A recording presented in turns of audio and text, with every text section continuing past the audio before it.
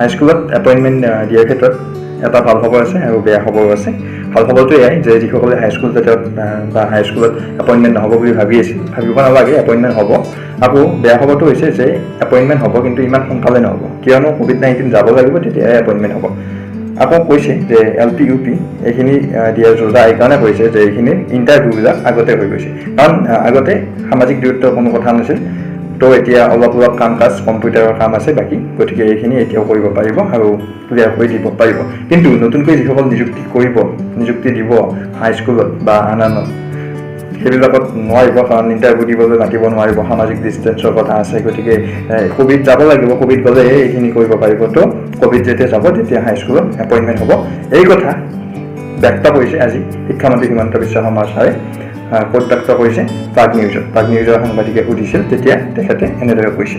তো এতিয়া মই ভিডিঅ' ক্লিপ দেখুৱাই নাথাকোঁ, সেইখিনিয়ে ক'লোঁ। ভিডিঅ'টো দীঘলীয়া নকৰোঁ। ভিডিঅ'টো চোৱাৰ বাবে ধন্যবাদ জ্ঞাপন কৰিছোঁ।